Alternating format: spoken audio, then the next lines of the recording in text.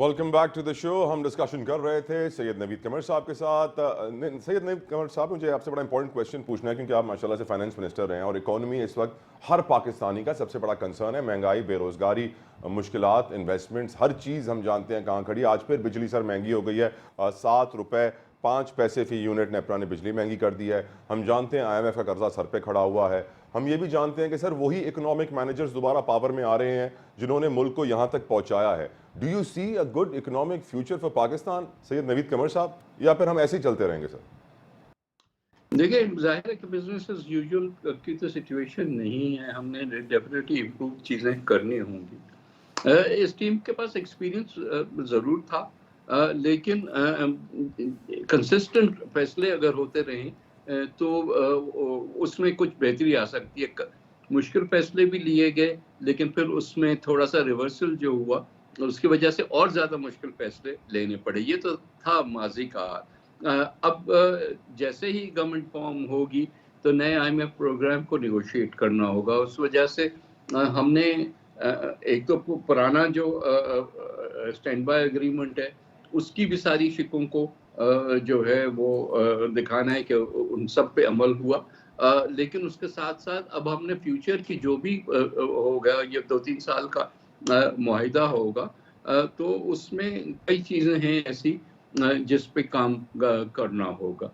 अब स्किल, जाहिर है कि जो इकोनॉमिक मैनेजर्स होंगे उनके स्किल्स पे डिपेंड करता है कि वो कितना अच्छा डील जो है वो सर निगोशिएट कर उनकी स्किल्स सकते हैं। आपने बहुत करीब से देखी हुई हैं सर, सब जानते हैं भी आप हमें नहीं बता रहे सर। नहीं सर, बात सारी ये है कि स्किल्स जो आर्ट ऑफ निगोशिएशन जो है वो बड़ा इम्पोर्टेंट होता है। और थोड़ी सी एक जो मिस्टेक लास्ट टाइम हुई थी कि हम उनको बार बार नाराज भी कर रहे थे, वो नहीं करना चाहिए। और हमने किसी से कर्जा सर लेना लास्ट चाहते टाइम भी हैं तो इसाक डार थे, अभी फिर इसाक उनकी डार आ रहे हैं नवीद साहब।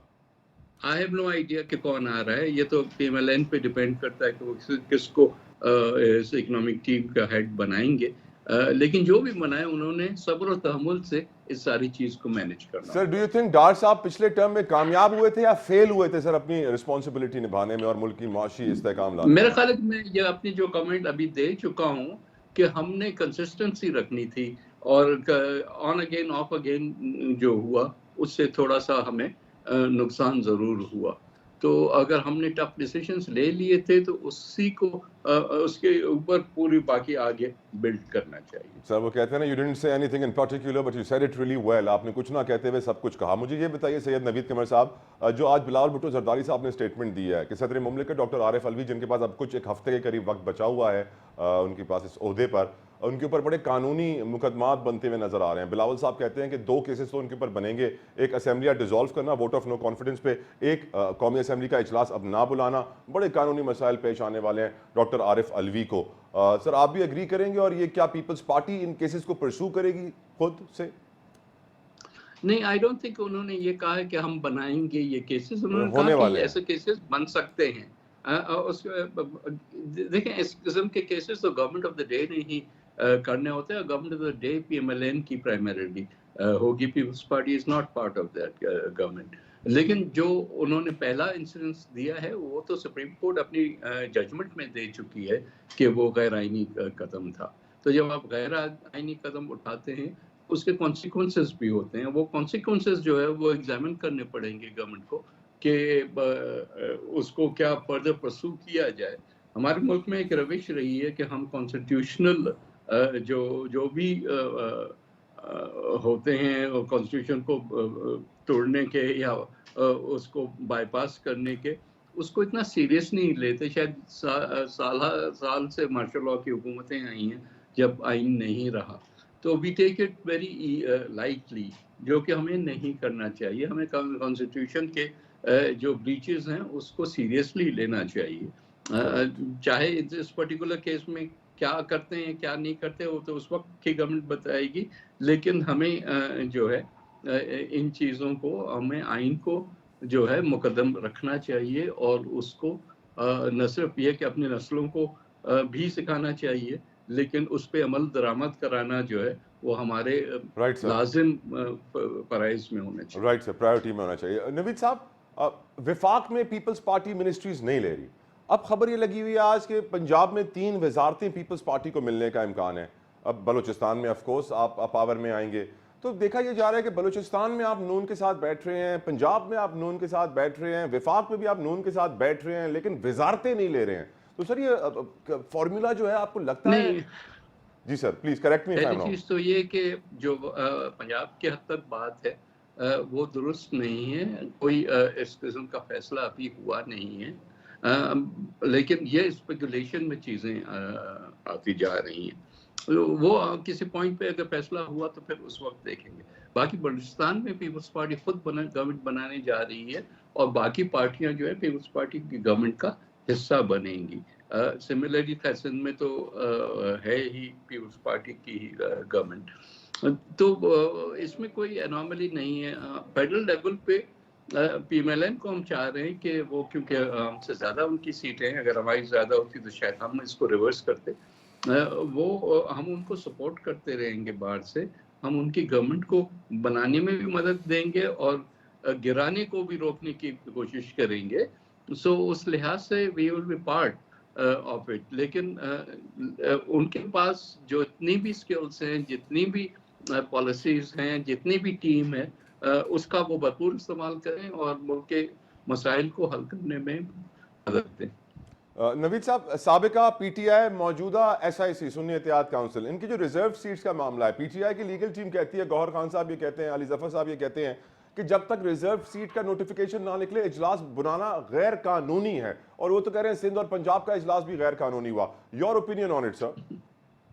देखिए, पहली चीज तो ये उनके ख्वाहिशात पे तो आइन नहीं चलता। आइन कहता है 21 दिन में जो है वो इजलास बुला लेना चाहिए या हो जाना चाहिए।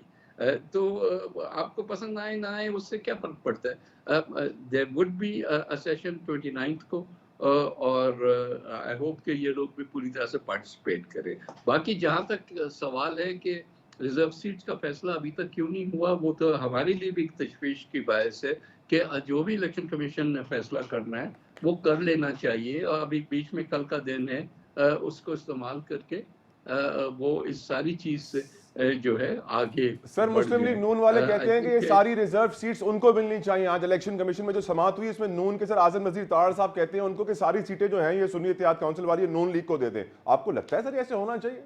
देखें, ये बात नहीं है, किसी, फिर मैं कहूँगा किसी की ख्वाहिश पे कानून नहीं बनता किसी।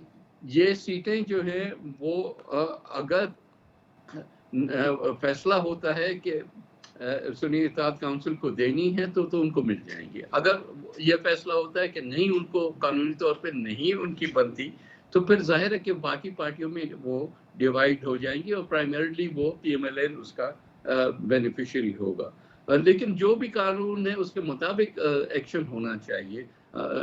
अगेन, ये फ्लेक्सिबिलिटी कभी भी नहीं होनी चाहिए।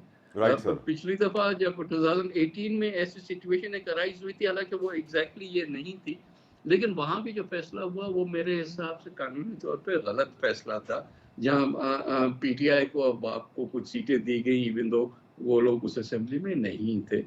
That's not the way it should be done. Right sir.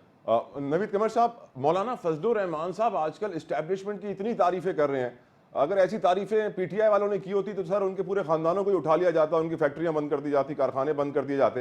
लेकिन मौलाना फजलुर रहमान का कोई सॉफ्टवेयर अपडेट नहीं कर रहा, इसकी क्या वजह है सर? मुझे पता नहीं कि मौलाना साहब की क्या स्ट्रेटजी है, वो क्यों सारे सिस्टम को जो है रिरेल करने की बातें कर रहे हैं। आई थिंक कि वो समझते हैं कि शायद उनको ज़्यादा सीटें मिलनी चाहिए थी और जो कि नहीं मिली, तो वो अपना गुस्सा इस तरीके से निकाल रहे हैं। लेकिन आखिर में मैं ये भी तो कहूँगा कि भाई अगर सिस्टम को आप डिरेल करोगे तो आपका क्या होगा कल को। सपोज एक मार्शल लॉ एक और आ जाता है, तो क्या पॉलिटिकल पार्टीज पर्टिकुलरली जेयूआई को कोई फायदा होगा या पाकिस्तान को कोई फायदा होगा? नहीं होगा ना।